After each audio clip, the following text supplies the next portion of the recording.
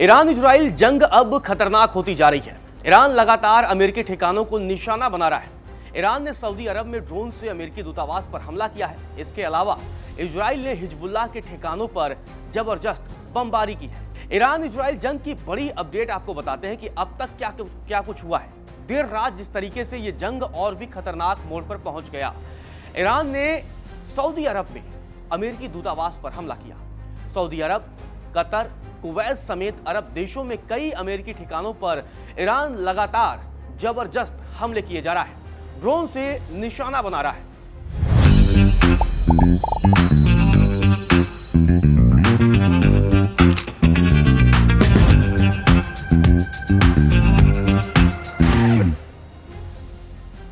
Iran ने Saudi अरब में अमेरिकी दूतावास पर हमला किया है। वहीं फॉक्स न्यूज की रिपोर्ट की माने तो ईरानी ड्रोन हमले के वक्त रियाद में यूएस एम्बेसी खाली थी, यानी कि किसी की जान नहीं गई। इसमें बताया गया है कि इस घटना के वक्त कोई भी मौजूद नहीं था। इसी वजह से किसी के हताहत होने की कोई खबर नहीं है। आईआरजीसी ने दावा किया है कि उसने कुवैत में यूएस सैनिकों को होस्ट करने वाले आरिफ जान बेस पर 10 ड्रोन इस्तेमाल करके हमलों की एक नई लहर चलाई है।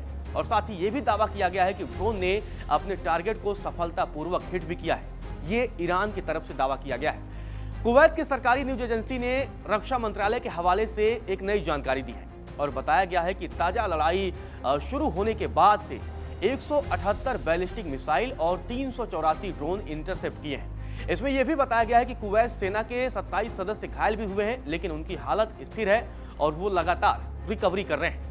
वहीं ईरान ने होर्मुज स्ट्रेट को बंद करने का बड़ा ऐलान किया है और चेतावनी दी है कि जो भी जहाज इस मार्ग से गुजरने की कोशिश करेगा उसे आग लगा दी जाएगी, मिसाइलों से उसे उड़ा दिया जाएगा और समुद्र में डुबो दिया जाएगा। इस बीच अमेरिकी सेना ने ईरान नेवी के 11 जहाजों को डुबोने का दावा किया है। यह चौंकाने वाला दावा है। हालांकि ईरान की तरफ से अभी तक इस बात की पुष्टि नहीं की गई है। वहीं इजरायली सेना ने कहा है कि वह लेबनान की राजधानी बेरूत में हिजबुल्लाह के कमांड सेंटर और हथियार रखने की जगहों पर हमला कर रहे हैं। देर रात सामने आई तमाम तस्वीरों में शहर से धुएं का बड़ा गुब्बार उठते भी देखा जा सकता था। इजराइल की कार्रवाई हिजबुल्लाह के इजरायली मिलिट्री बेस पर मिसाइल और ड्रोन लॉन्च करने के एक दिन बाद हुई है। लगातार ये जंग अब खतरनाक होती जा रही है। इजरायली सेना ने कहा है कि लेबनान की राजधानी बेरूत में एक टारगेटेड हमले में हिजबुल्लाह के इंटेलिजेंस हेडक्वार्टर के हेड हुसैन मकलेद की भी मौत हो गई है। यानी हिजबुल्लाह के एक बड़े नेता को इजराइल ने मार गिराया है। हिजबुल्लाह के रॉकेट हमलों के बाद इजराइल ने लेबनान में कार्रवाई शुरू कर दी है। ईरानी संसद की स्वास्थ्य समिति के सदस्य फातेमेह मोहम्मद बीगी ने इस पूरे मामले पर कहा है कि अमेरिका और इजराइल ने देश के 9 अस्पतालों पर भी हमला किया है, इन्हें निशाना बनाया है। इनमें से 5 अस्पताल तेहरान में है जबकि 4 अन्य शहरों में है। तो ये अब आरोप लगाया जा रहा है कि ईरान के अंदर अस्पतालों को भी इजराइल और अमेरिका निशाने पर ले रहे हैं। ईरान के जो तेहरान में वहां पर गांधी अस्पताल है उसे भी पूरी तरीके से खाली करा लिया गया है और वहां के मरीजों को दूसरे अस्पतालों में भी भेज दिया गया है।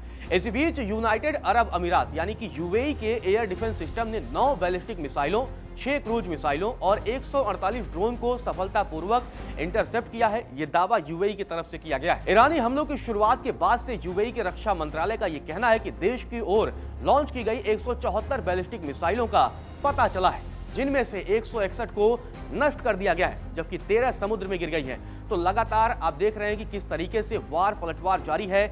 ईरान अमेरिकी ठिकानों पर जबरदस्त तरीके से हमला कर रहा है। इसी बीच ट्रंप ने चेतावनी दी है और कहा कि 1-1.5 महीने ये युद्ध चलेगा और उसमें हम जीतेंगे और ईरान को पूरी तरीके से तबाह कर दिया जाएगा। अब देखना दिलचस्प होगा जिस तरीके से ये वार पलटवार चल रहा है, मिसाइल और ड्रोन जिस तरीके से आगजनी कर रहे हैं, तबाही मचा रहे हैं, ये तबाही का मंजर कहां जाकर रुकता है।